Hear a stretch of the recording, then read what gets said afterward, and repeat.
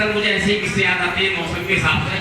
तो मौसम विभाग ने भविष्यवाणी करी कि यहाँ इस गांव में या आसपास के गांव जो लगे हुए हैं, जो नहर के किनारे लगे हुए होते हैं, जहाँ नदी वगैरह होती है, गंगा जी वगैरह होती है, वहाँ गाँव लगे होते हैं, तो वहाँ मौसम विभाग की भविष्यवाणी हुई कि यहाँ बाढ़ आने वाली है इस गंगा जी में या किसी नहर में, बड़ी में कह सकते हैं, और सब लोग सुरक्षित स्थानों पर पहुँच जाए। जब ये मौसम विभाग ने घोषणा करी तो अनाउंस करने वाले आते हैं, भाई जो भी है अपने सामान, कीमती सामान लेके आप निकलो सुरक्षित स्थानों पर, जो भी स्थान सुरक्षित हो। लोगों ने ठीक है बाढ़ आने वाली है भाई, ठीक है, अपने अपने सामान को लोगों ने जल्दी जल्दी अपना सामान पैक करा, जो भी कीमती सामान था उसे लाना और जल्दी जल्दी अपने सुरक्षित स्थान की तरफ चल दिए। उसमें एक पंडित जी थे, गांव में पूजा मंदिर था, उसमें पूजा करते थे। उनसे भी बोले पंडित जी चलो यहाँ बाढ़ आने वाली है और सरकारी आदेश आ गए हैं और कुछ ही घंटों में यहाँ बाढ़ आ जाएगी, आप भी जल्दी से अपना सामान कीमती समय को और चलो कहीं सुरक्षित जगह पे हम सभी लोग जा रहे हैं, आप भी पहुंचो। तो पंडित जी एक चीज बोलते हैं कि नहीं नहीं, मैं तो ईश्वर का सच्चा भक्त हूँ, मैं तो ईश्वर का सच्चा भक्त हूँ, मेरा बाढ़ कुछ नहीं बिगाड़ सकती, मेरा बाढ़ कुछ नहीं बिगाड़ सकती, मैं ईश्वर का सच्चा भक्त हूँ, ईश्वर मेरी जान नहीं ले सकता और मैं यही लूंगा, मैं कहीं छोड़कर नहीं जाऊंगा। ठीक है, लोगों की मतलब थी, जिन्हें ज्यादा विश्वास था वो पंडित जी ने भी, लोग चले गए। जैसे ही चंद घंटों बाद पानी आ गया और पानी बढ़ना शुरू हुआ। जैसे ही पानी बढ़ना शुरू हुआ कुछ लोग फंसे रह गए, तो फिर नाव वाले आते हैं, जो लोग गांव के अंदर फंस गए, हाँ नौका वाले पहुंचे। नौका वाले इतना देखा लोग जो फंसे हुए थे, बच्चे बड़े जो भी थे, क्या जल्दी जल्दी बैठो नाव में और तुम्हें भी लोग सुरक्षित जगह पे पहुंचाए। उन्हें भी सुरक्षित जगह पे पहुंचाने लगे। लेकिन तब पंडित जी के पास पहुंचते हैं, मंदिर के पास पंडित जी को बैठा हुआ देखा मंदिर के अंदर, तो पंडित जी कहते हैं चलिए पंडित जी जल्दी से आपकी सुरक्षित जगह पे पहुंचिए, पानी और बढ़ेगा, पानी और गहरा होगा। पंडित जी कहते हैं नहीं नहीं जाओ, मेरा तो वो ऊपर वाला है, वो मुझे डूबने नहीं देगा, मैं सच्चे मन से उसकी पूजा करता हूँ। सच्चे पुजारी थे, सच्चे मन से पंडित जी पूजा करते थे।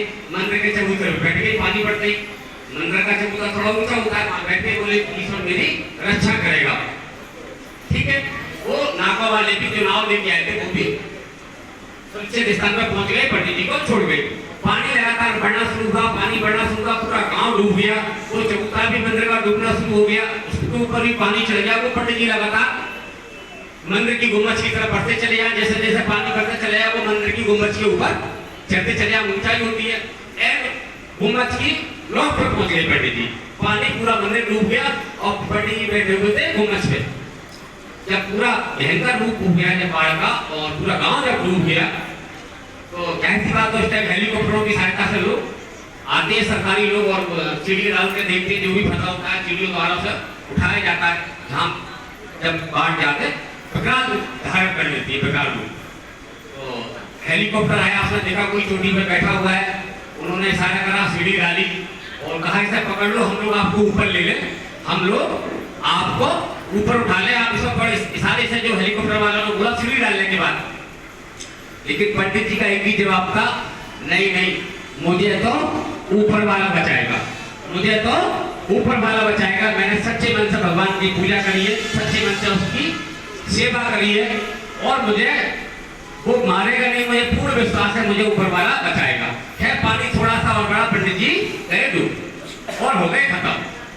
अब खत्म हो गए तो भगवान के दरबार में तो सबको जाना ही होता है, तो भगवान के दरबार में जब पंडित जी पहुंचते हैं तो भगवान पे आंख बबूला हो जाते हैं कि मैंने तेरी सच्चे मन से पूजा करी, मैंने तेरी सच्चे मन से पूजा करी, कोई गलत काम नहीं करी, तेरी इबादत करी, तेरी अर्चना करी, सब कुछ त्याग दिया। सब गांव वाले भाग गए, जिन्हें तुझ पे कम विश्वास था, मुझे तुझ पे पूर्ण विश्वास था कि तू मेरी रक्षा करेगा, लेकिन तूने मुझे ही बर्बाद दिया, मुझे ही बर्बाद दिया।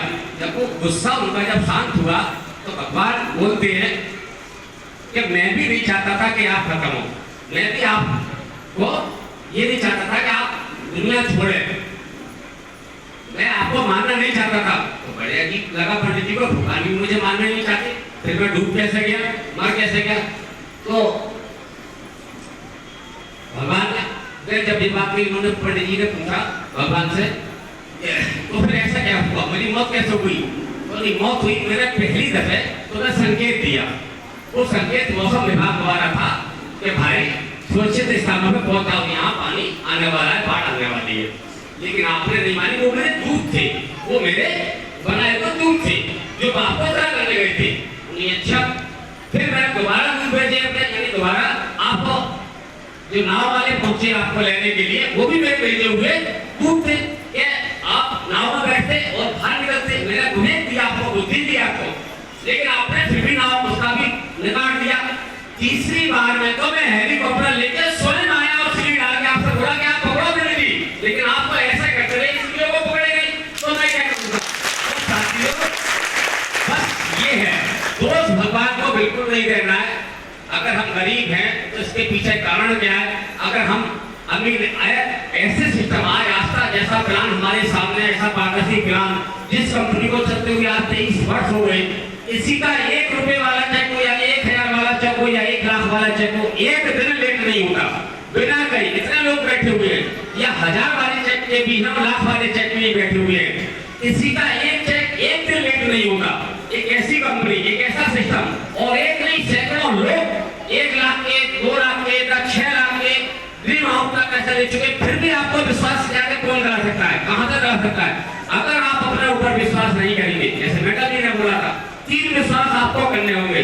सबसे पहला विश्वास आपको अपने ऊपर करना होगा कि कुछ भी हो जाए, दुनिया की कोई ताकत मुझे ड्रीम हाउस बनने से नहीं रोक पाएगी। कोई भी मेरा पड़ोसी हो गया, दोस्त हो गया, मुझे ड्रीम हाउस बनाना तो बनना है। संकट आ सकता है और समस्याएं आ सकती है, परेशानी आ सकती है, कोई भी आपका, मेरे ऊपर भी है, बहुत सारी समस्याएं मेरे ऊपर आई, बहुत सारी कठिनाइयां आई, लेकिन बस मेरे लक्ष्य तक कुछ भी हो जाए, अब मैं ड्रीम हाउस लेके ही दिखाऊंगा। तो कुदरत ने भी मेरा साथ दिया, आप लोगों का साथ मिला, लेकिन पूरे ब्रह्मांड ने, पूरी कायनात ने मेरी मदद करी। बता, मेरे जैसा इंसान ड्रीम हाउस को क्या मैं समझता हूँ, 20 लोगों की भी टीम बनाने में नाकाम था, या कहना चाहिए 20 लोग भी मेरी बात पर यकीन करने वाले नहीं थे। आज 1,40,000 से भी ज्यादा लोग मेरी टीम के अंदर है। 1,40,000 से ज्यादा लोग आज मेरी टीम के अंदर है। ठीक, एक ऐसे इंसान की जिसकी जिंदगी साइकिल पे कटी, 38 साल की उम्र हो चुकी थी जब आस्था बेस मेरे सामने आया था। 38 साल तक मैंने साइकिल पे सफर पूरा करा, ताले ले जाता साइकिल पे। आज साल मैंने सिल्वर बना 2 साइकिल से, क्योंकि उस वक्त सिल्वर स्टार को इतना कम एमआउंट पूरा करता था, तो उसमें मोटरसाइकिल नहीं आती। ठीक, गोल्डन बना 2 साइकिल से। गोल्डन पे जरूर हमारे साथी लीडर विपिन बाबू ने मोटरसाइकिल दिलाई, पीली टीना, तो विपिन बाबू के लिए भी एक बार जोरदार तालियां हो जाए। आपने जबरदस्ती और इनके काम को बढ़वाने के लिए मैंने मोटरसाइकिल खरीदी और इनसे चलवाने के लिए, लेकिन फिर उन्होंने बताया कि सीख के, बिना सीखे तो साइकिल भी नहीं चलाई जाती, लेकिन सीख के तो जहाज भी उड़ाया जा सकता है। तो मैंने इनसे मोटरसाइकिल चलाना सीखा। आपने 2 दिन में मुझे मोटरसाइकिल चलाना सिखाया, हौले मैंने उसको विजिट करा और मोटरसाइकिल चलाना सीखा। लगभग 44,000 किलोमीटर मोटरसाइकिल चलाई, और 44,000 किलोमीटर मोटरसाइकिल चलाने के बाद में डायमंड हुआ, कंपनी से कार अचीव करी, पैसा मिला, डायमंड का चेक मिला, उससे मैंने कार खरीदी। और फिर जिस दिन मेरे पास कार आई, उस दिन के बाद कार से नीचे मैंने कदम नहीं रखा, मोटरसाइकिल एक साथ के साथ खड़ी कर दी। 4 साल तक वो मोटरसाइकिल को देखा नहीं। लगभग 4 साल बाद मेरे बच्चे का अलीगढ़ यूनिवर्सिटी में नंबर आया, वो उठा के उनके घर का मोटरसाइकिल ले गया जिसके यहाँ खड़ी थी। कभी फिर मैंने मोटरसाइकिल छुई नहीं, क्योंकि मेरे सीनियर ने मुझसे बोल दिया था कि अगर आप कहीं भी जाओगे तो आप कार से नीचे कदम नहीं रखोगे।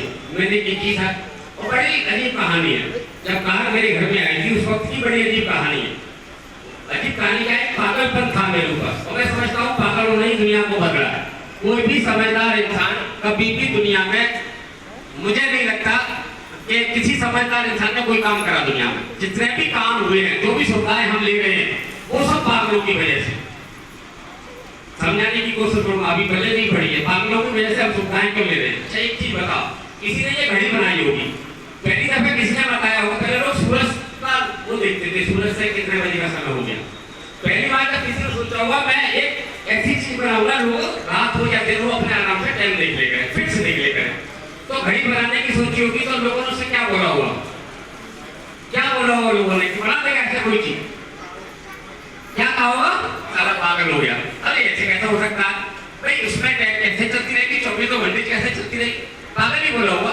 कभी किसी ने सोचा होगा फोन बनाने के लिए, यानी टेलीफोन हमारे यहाँ चले करते पेरेंटिंग को, वैसे पेरेंटिंग फोन होते हैं, तो किसी ने बोला होगा, कभी तो सोच किसी के दिमाग में आई होगी, कभी तो सोच किसी के दिमाग में आई होगी, मैं ऐसी चीज बनाने जा रहा हूँ जिससे आप यहाँ बैठे हो और बम्बई वाले से बात हो जाएगी। यानी आप सिकंदराबाद के अंदर हो, बात बम्बई वाले आदमी से, दिल्ली वाले आदमी से, कानपुर वाले आदमी से बात कर सकते हो, तार जाएगा, कितना तक होगा, उससे आप सुनते रहोगे।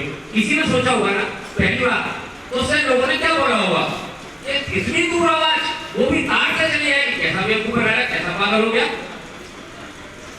क्या बोला होगा उसे, पागल ही बोला होगा।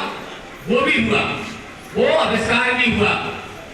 चलिए तार की बात बनती है। अब किसी ने कभी तो ये सोचा होगा दिमाग में कि अब मैं एक डिब्बी बनाऊंगा, एक ऐसी डिब्बी जिसमें कोई तार नहीं होगा, और दिल्ली वाले